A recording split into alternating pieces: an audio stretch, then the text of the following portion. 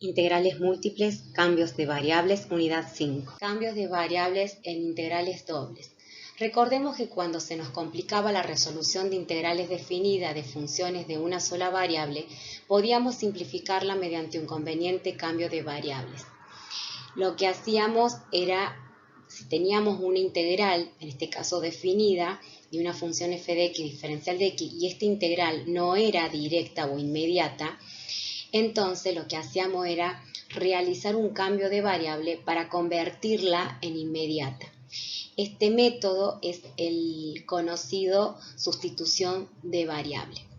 También hemos visto que podíamos cambiar un sistema cartesiano a un sistema polar.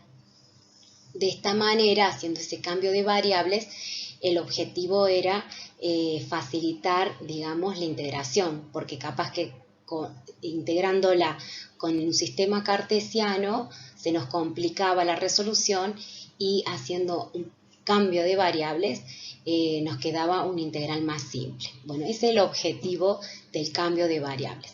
Pero quiero que ustedes recuerden que si bien nosotros en integrales dobles el cambio de variable lo conocemos solamente del sistema cartesiano al sistema polar, el cambio de variable se puede realizar a cualquier variable, o sea, no solo a sistema polar. Yo puedo en este caso cambiar un sistema xy a una variable v. Ahora lo vamos a ver más adelante cómo se hace ese cambio. Vamos a analizar un ejemplo práctico para ver cómo hacíamos el cambio de variable. Aquí tenemos una integral, la cual no es directa, entonces queríamos hacer un cambio de variable para convertirla en una inmediata o directa. Bien, nosotros identificábamos la variable, en este caso u, va a ser igual a x al cuadrado más 1. Derivábamos u, diferencial de u igual a 2x diferencial de x, que sería, que lo tengo acá. Entonces hago la sustitución correspondiente. Me queda u al cubo por el diferencial de u. Esta integral es directa. Bien, aquí observemos que en la gráfica este es el área que nosotros queremos calcular. Ahora, haciendo un cambio de variable, u es esta función en violeta acá abajo. Observen que si yo sigo manteniendo estos extremos 1 y 2, esta área es muy pequeña y no representa al área que yo realmente debería trabajar.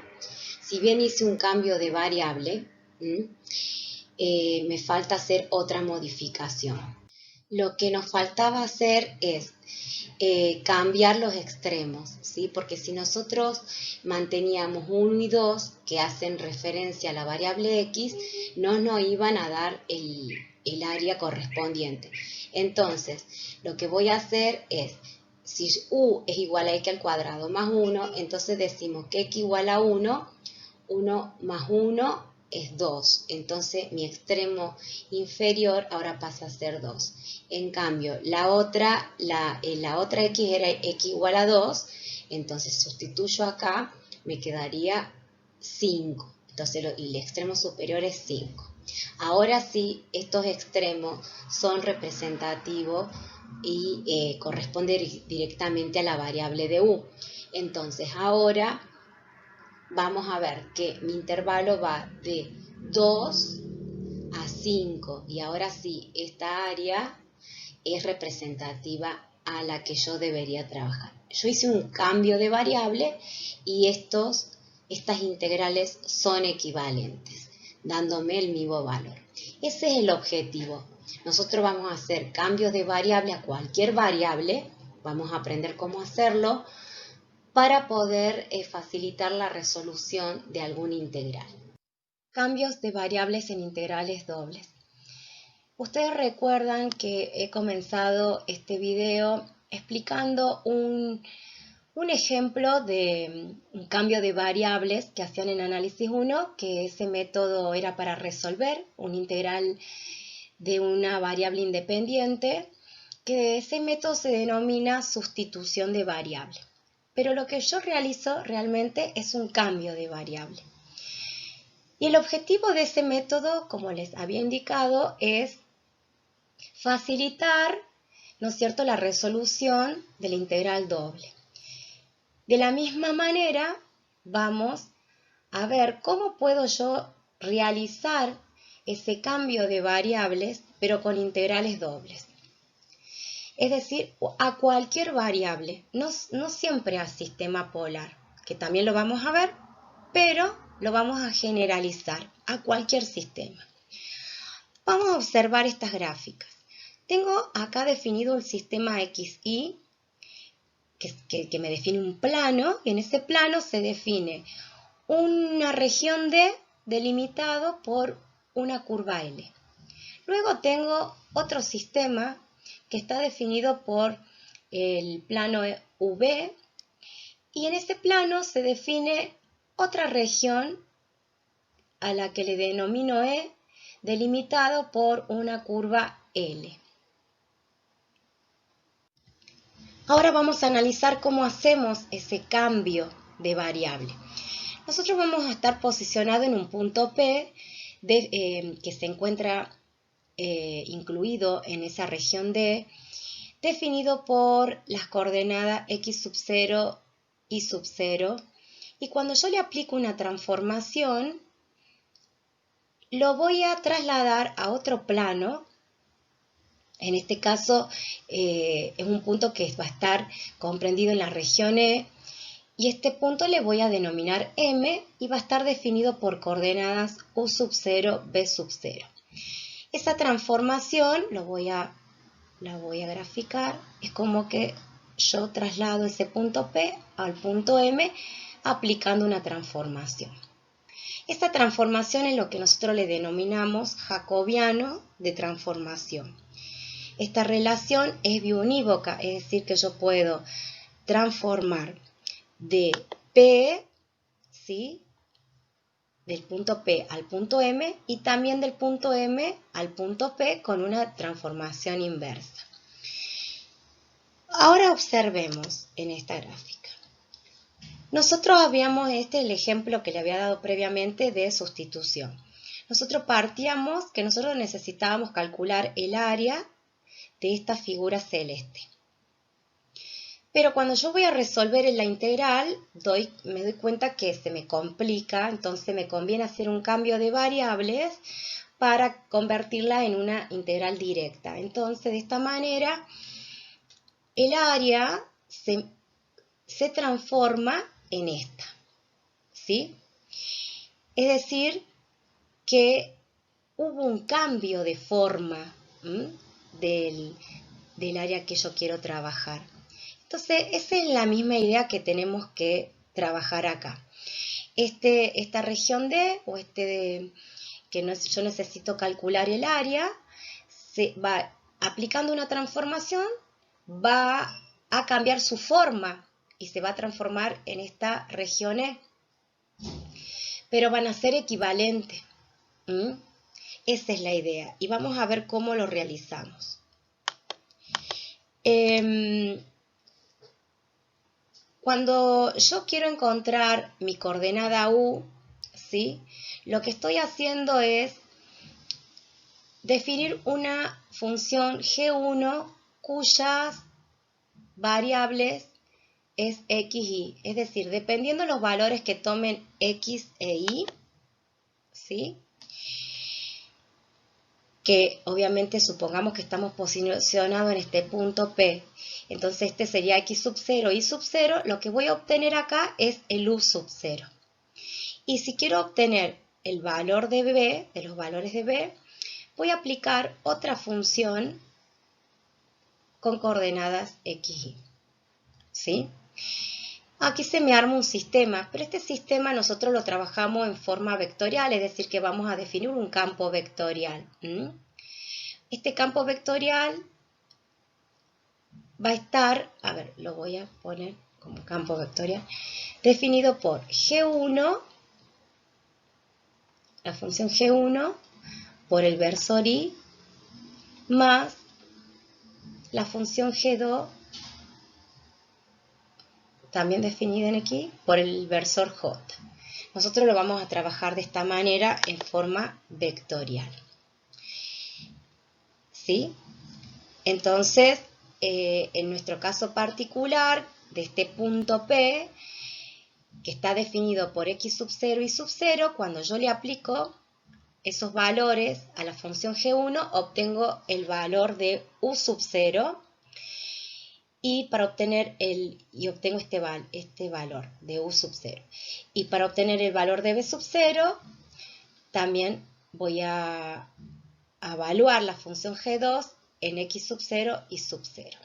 Si yo quisiera hacer la transformación inversa, o sea, en el otro sentido, decir, bueno, le vamos a, en forma representativa, lo vamos a poner t-1, entonces acá lo que yo tendría ahora sería, lo voy a colocar acá en un costadito, yo tendría que obtener el valor de x sub 0, supongamos, yo lo voy a generalizar, le voy a poner x, y le voy a poner una función h1 para cambiarle de nombre. Entonces esa función h1 va a estar definido por v, ¿sí? Y lo voy a obtener con otra función h2, también valuado en v. Este sistema define en forma vectorial, le vamos a poner de esta manera, t-1, al campo vectorial h1 v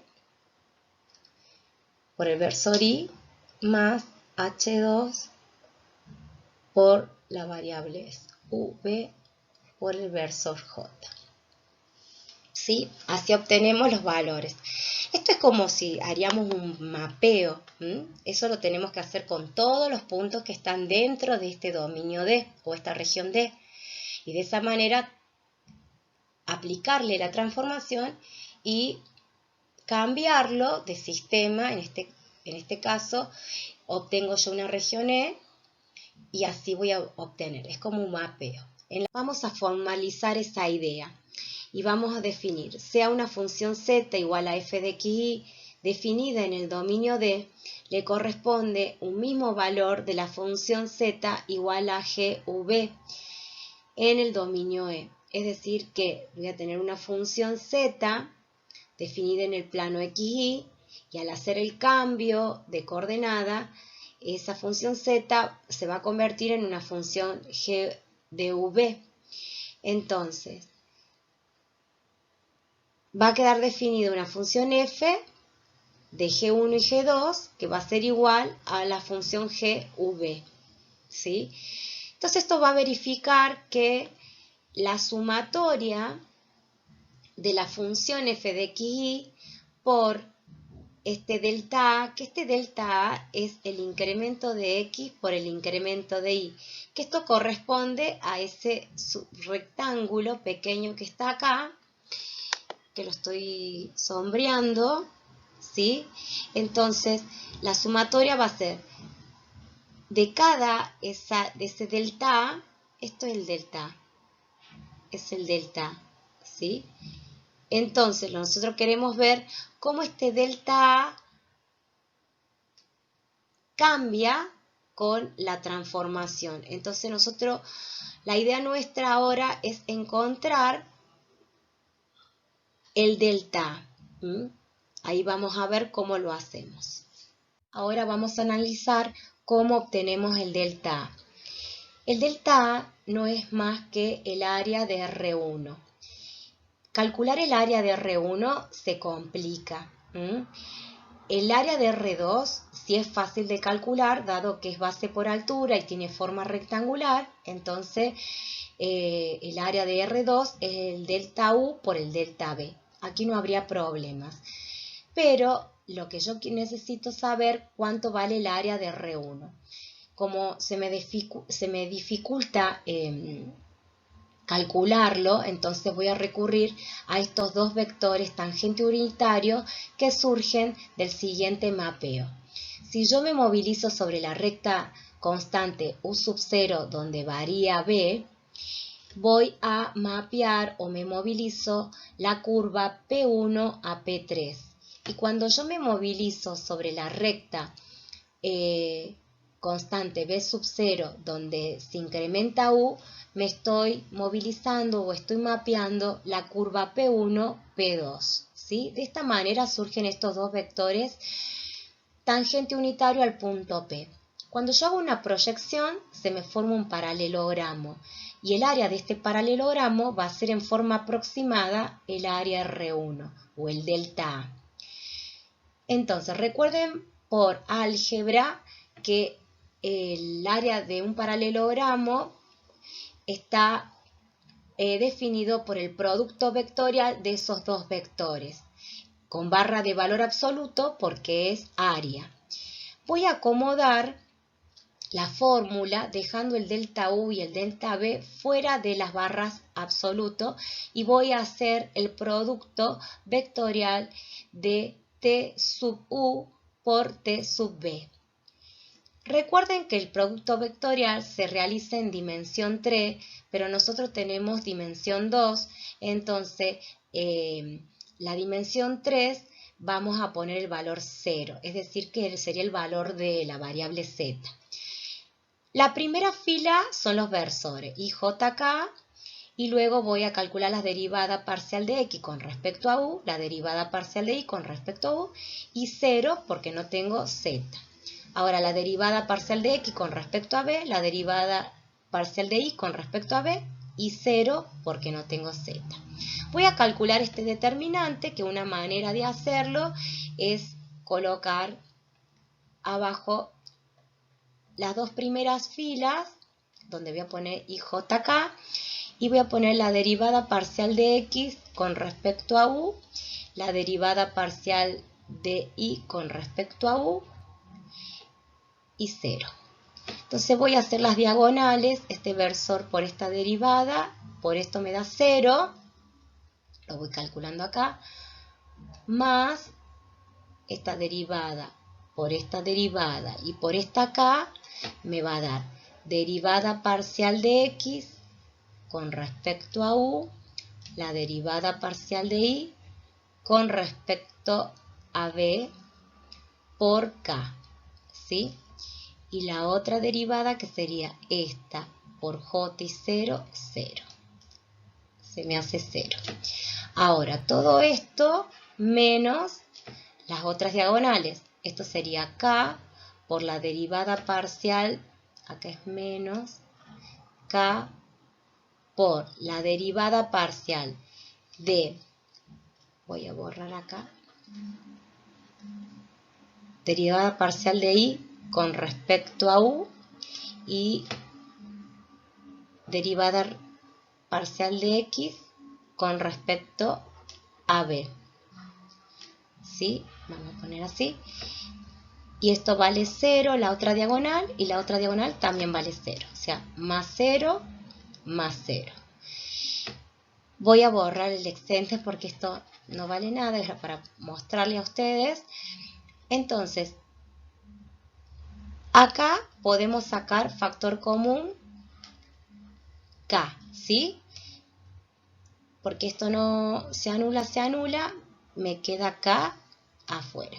Y me quedaría derivada parcial de X con respecto a U por derivada parcial de Y con respecto a B menos derivada parcial de Y con respecto a U y derivada parcial de X con respecto a B.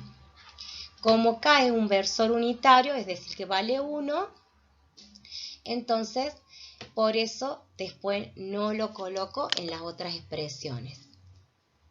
¿Sí? Acá ve que no lo ponemos. Y vemos que este desarrollo es lo mismo que definir este determinante. Este determinante define el jacobiano, ¿sí? El jacobiano es un determinante cuyas componentes son las derivadas parciales, cuyas filas, ¿sí?, están en función de las funciones y las columnas están en función de las variables independientes.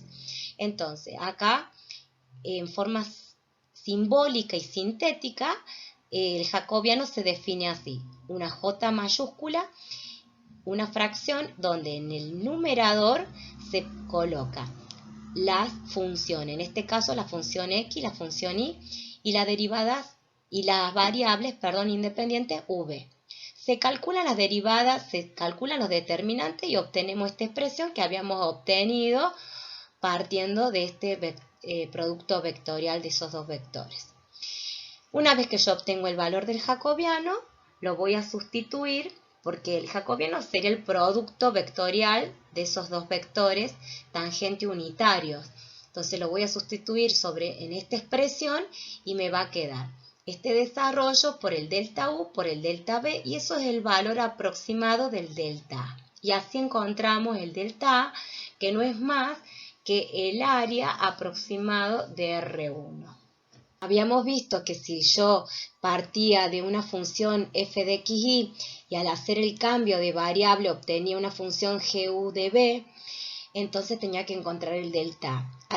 Al haber encontrado el delta A, que sabemos que es el jacobiano en valor absoluto por el delta U por el delta B, ahora sí lo puedo sustituir y encuentro esta igualdad. Ahora, si yo le aplico a esta expresión el límite cuando la máxima del delta A tiende a 0, obtendremos la integral doble de una función f de x, diferencial de y, pero como yo hice el cambio de variable, pasé de un dominio D a un dominio E de una función donde ya las variables independientes son v, ¿sí?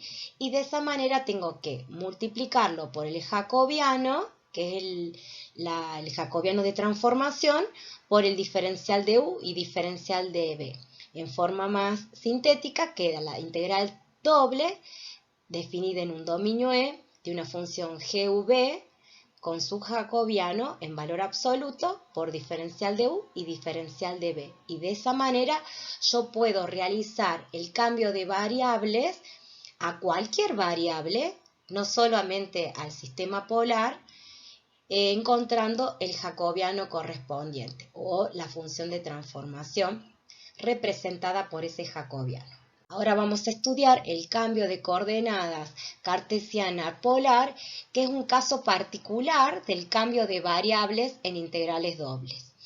Bueno, partimos de esta relación donde decimos que la variable x es igual a r coseno de tita y la variable y es igual a r seno de tita. Entonces, si yo quisiera hacer el cambio de variable, voy a reemplazar a x por su igual e y por su igual, quedándome esta expresión.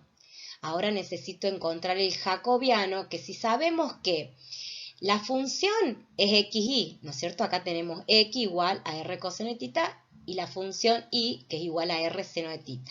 Acá están las funciones definidas y las variables serían el radio y el tita. Diferencial de r y diferencial de tita. Bien, ahora quiero encontrar el jacobiano, el valor. Entonces, si estas son funciones y estas son las variables independientes, armo el determinante en valor absoluto. Digo la derivada de x con respecto a r, la derivada de x con respecto a tita. Derivada de y con respecto a r, derivada de y con respecto a tita. Recuerden que las filas están en función de las funciones y las columnas en función de las variables independientes. Ahora, resuelvo ese determinante, me queda, bueno, calculo las derivadas, ¿no es cierto? La derivada parcial de x con respecto a r sería esta. Esta sería la derivada de x, esta sería la función con respecto a r. Ahora, la voy a poner acá. Derivada de x con respecto a r. Esto sería igual a coseno de tita directamente. Porque r es 1. Ahora calculo la derivada parcial de x con respecto a tita. Sería igual a menos r seno de tita. ¿Sí? Y así sucesivamente. Ahora la derivada parcial de y con respecto a r sería igual a seno de tita. Y la derivada parcial de y con respecto a tita sería igual a r coseno de tita.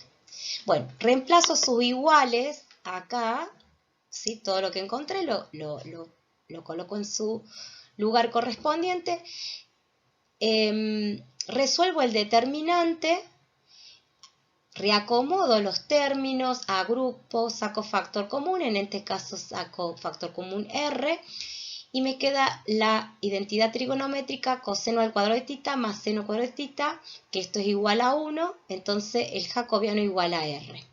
Entonces, en la expresión con la que yo partí, voy a sustituir entonces como el jacobiano R, diferencial de R y diferencial de θ. Y así encontramos todos los jacobianos que yo necesite cuando yo realizo un cambio de variable. En este caso es el cambio del sistema polar, que es un caso particular.